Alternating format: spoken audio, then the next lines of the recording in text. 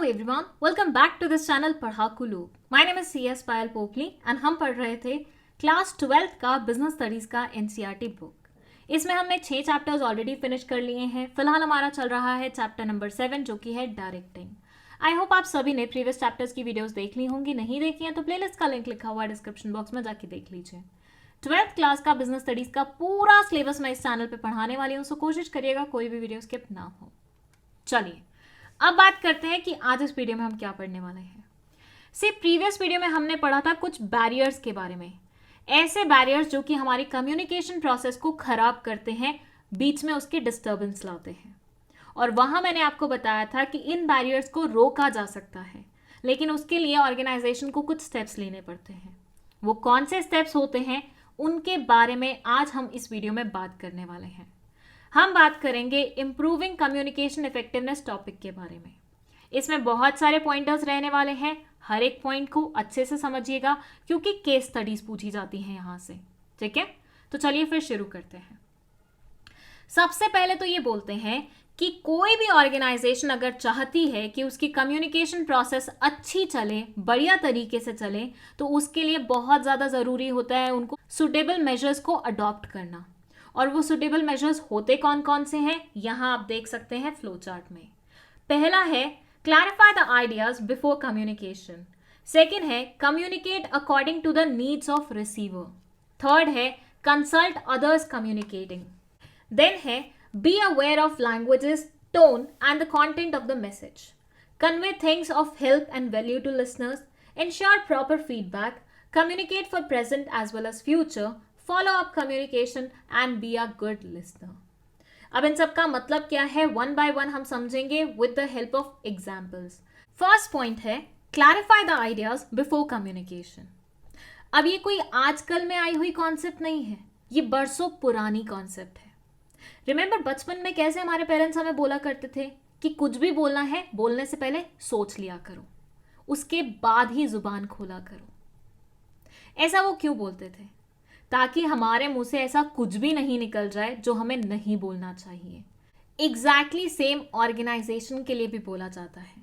यहां बोला जाता है कि अगर किसी इंसान को किसी तरह का मैसेज सामने वाले इंसान तक पहुंचाना है, सेंडर बनना है मैसेज का, तो उसके लिए बहुत ज़्यादा ज़रूरी है कि वो पहले से ही सोच ले कि उसे बोलना क्या है। उसके दिमाग में क्लैरिटी होनी चाहिए कि भैया मुझे ये पॉइंट बोलना है, इस इंसान को बोलना है, इस लैंग्वेज का मैं इस्तेमाल करने वाला हूँ और ऐसे ऐसे मैं अपनी बात पूरी कर दूंगा। इससे क्या होगा, फुल ऑन क्लैरिटी होगी कि वो क्या बोलने वाला है और सामने वाला इंसान भी बहुत ईजिली उसकी बात समझ पाएगा और एक बहुत ही effective communication will take place. It says the problem to be communicated to subordinate should be clear in all perspective to the executive himself. एक मैनेजर को या एग्जीक्यूटिव को बहुत अच्छे तरीके से पता होना चाहिए कि वो अपने सबऑर्डिनेट्स को कौन सी प्रॉब्लम कम्युनिकेट करने वाला है। The entire problem should be studied in depth, analyzed and stated in a manner that is clearly conveyed to subordinates. Problem को बहुत ही डेप्थ में जाके समझो, एनालाइज करो और ये तैयारी करो कि किस प्रकार से वो सबऑर्डिनेट्स के सामने रखी जानी चाहिए और फिर जाके उन्हें कन्वे करो ताकि वो भी आपकी बात बहुत अच्छे तरीके से समझ सकें। अगर आप हॉच पॉच में या कियोटिकनेस में अपनी बात उनके सामने रखोगे, हो सकता है तुम कुछ ऐसी बातें बोल दो जिनसे वो हर्ट हो जाएं। हो सकता है तुम्हारी टोन कुछ इस तरीके से हो जाए कि सबऑर्डिनेट्स ऑफेंसिव फील करने लग जाएं। इसलिए जो भी बोलो सोच समझ के बोलो, दिमाग में पहले आपकी क्लैरिटी होनी चाहिए कि मैं क्या बोलने वाला हूं, उसके बाद ही तुम्हारी जुबान खुलनी चाहिए बोलने के लिए। ये पहला तरीका होता है किसी भी कम्युनिकेशन को इफेक्टिव बनाने का। Now let's move to second तरीका। ये बोलता है communicate according to the needs of receiver. Imagine करो ये है तुम्हारी पायल मैम और ये है आप सब, फॉर से XYZNML, ये नाम है आप सबके, ठीक है, ओ भी रह गया, सॉरी। अब पायल मैम ना CS है, मतलब कंपनी सेक्रेटरी है, और आप क्या हैं, आप 11th-12th के स्टूडेंट्स हैं। पायल मैम को लगा यार मेरे को ना इन बच्चों के सामने ना बहुत बढ़िया इंप्रेशन छोड़ना है, इनको लगना चाहिए कि कोई CS आई थी इनसे बात करने के लिए। और पायल मैम ने जो धड़ाधड़ टेक्निकल वर्ड्स का इस्तेमाल किया, जो बातें बड़ी बड़ी लेवल की कि वो बच्चों के सर के बहुत ऊपर से ही निकल गई। मतलब ये भी नहीं हुआ कि छू के निकली, बहुत ही ज्यादा ऊपर से निकल गई। अब मुझे एक बात बताना, क्या पायल मैम का यहाँ पे ये स्पीच देने का कोई फायदा हुआ? भैया बच्चों तक तो कोई बात पहुंची ही नहीं।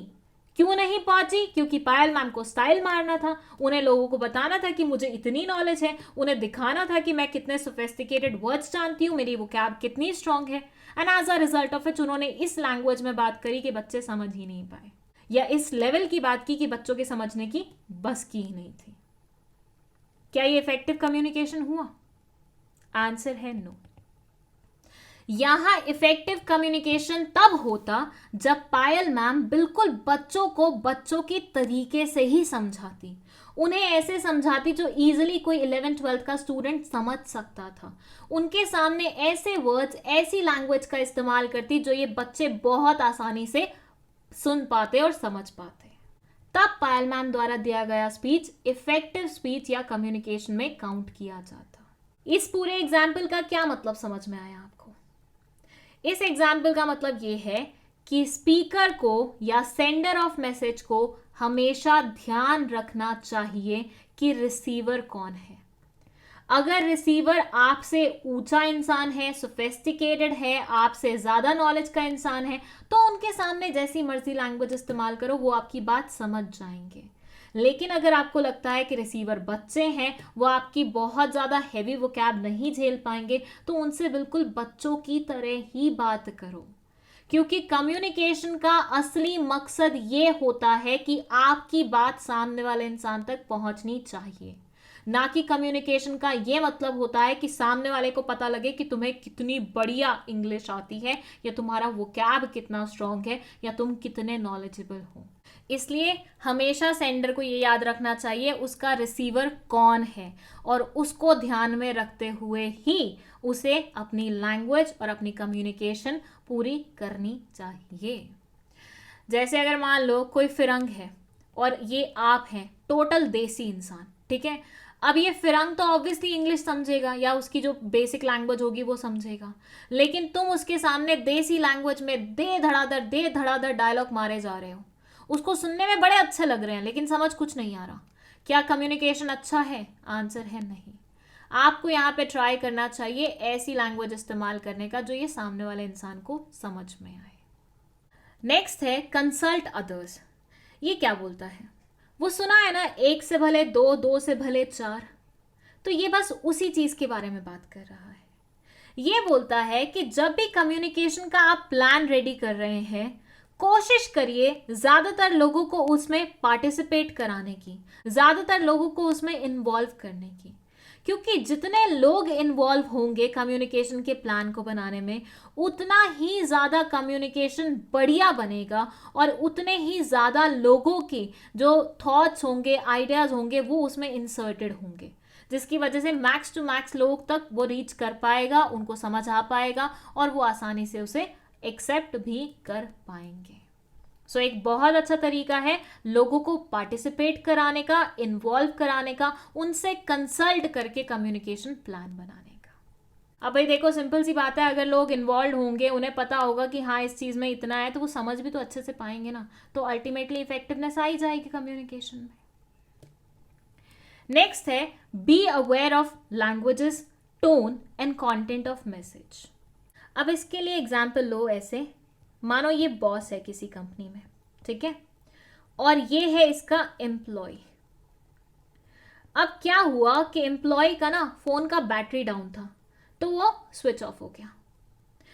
एम्प्लॉय के घर वाले उसे कंटिन्यूसली कॉल करने की कोशिश कर रहे हैं लेकिन रीच नहीं कर पा रहे उस तक।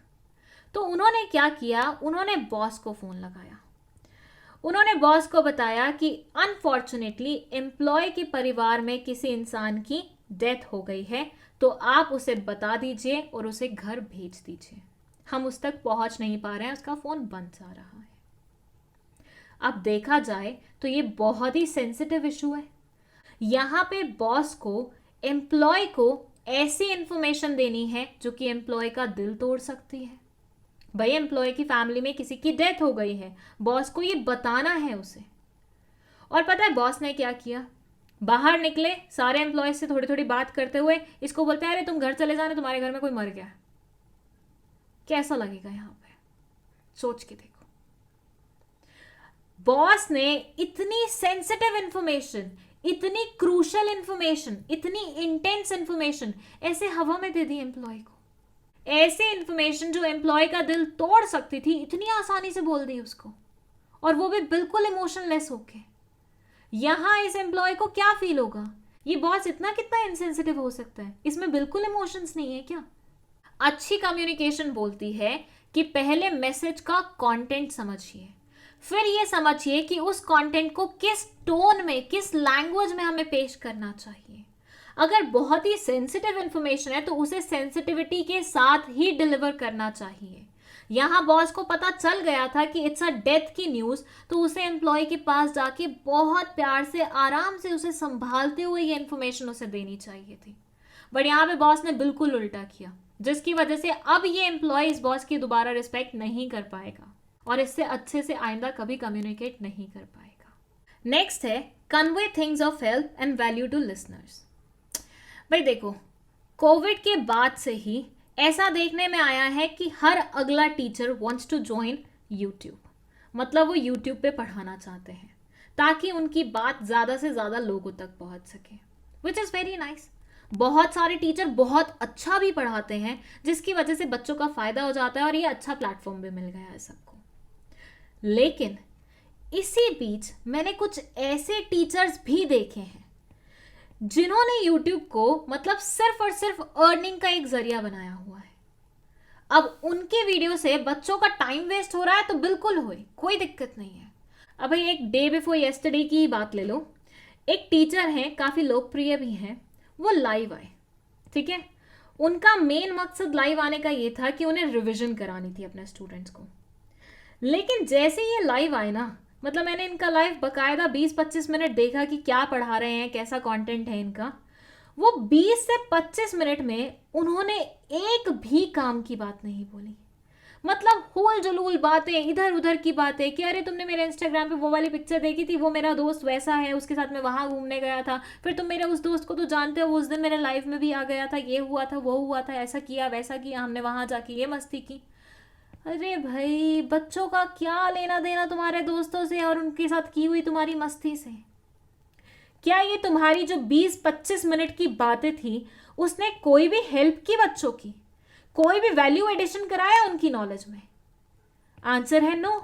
ये तो फालतू की बातें थी, इससे तो बच्चों का सिर्फ और सिर्फ टाइम वेस्ट हुआ होगा। और पता है सबसे बुरी बात क्या है, कि बच्चों को ये चीज रियलाइज ही नहीं होती है। उनको लगता है अरे मस्ती चल रही है, अरे थोड़ा बहुत तो चलता है, लेकिन वो थोड़ा बहुत 20-25 मिनट सीरियसली। इसलिए कम्युनिकेशन में सबसे पहले यही सिखाया जाता है कि आप जो भी बात बोल रहे हैं, आप अपने मुंह से जो भी निकाल रहे हैं, एक तो वो लोगों के इंटरेस्ट की चीज होनी चाहिए, दूसरा वो इनकी कोई ना कोई नीड को सेटिस्फाई करती होनी चाहिए, और उनकी वैल्यू में एडिशन कराते होने चाहिए। कुछ भी हूल जुलूल बातें बोल के सामने वाले इंसान का समय वेस्ट नहीं करना चाहिए। नेक्स्ट है इंश्योर प्रॉपर फीडबैक। अब ये देखो, यहाँ पे ये है सेंडर। सेंडर ने अपनी बात बहुत ही अच्छे तरीके तक रिसीवर तक पहुंचा दी, लेकिन रिसीवर को समझ में कितना आया, रिसीवर ने सुना कितना, रिसीवर को कितना पल्ले पड़ा, ये भी तो जानना जरूरी है ना। तुमने तो अपनी बात बहुत अच्छे तरीके तक सामने वाले तक पहुंचा दी, लेकिन उसको समझ में आई भी कि नहीं आई, वो भी तो जानना जरूरी है। What do you think, school में ये जो एग्जाम्स होते हैं वो क्यों लिए जाते हैं? वो इसीलिए लिए जाते हैं कि थ्रू आउट द ईयर जो आपको सिखाया गया है, जो आपको पढ़ाया गया है, क्या वो आपको समझ में भी आया है, क्या आपने वो अच्छे से पढ़ा भी है कि नहीं पढ़ा। और एक बार एग्जाम्स हो जाते हैं, उसके रिजल्ट से पता चल जाता है कि भैया ये बच्चा कितने पानी में है, मतलब इसको कितनी बातें समझ में आई हैं, इसने कितनी पढ़ाई की है। Same goes for receiver also. Receiver से अभी हमें जानना ज़रूरी होता है कि उसे कितनी बातें समझ में आई हैं। अब ये हम जानेंगे कैसे? ये हम जानते हैं फीडबैक के थ्रू। फीडबैक में अक्सर पूछा जाता है कि भाई बताओ क्या बोला गया है तुम्हें, कितना समझ में आया है तुम्हें, और फिर सामने वाला इंसान बताता है कि हाँ मुझे इतना इतना समझ में आया है, और उसके अकॉर्डिंग आप आगे की कम्युनिकेशन को प्रोसीड करते हैं।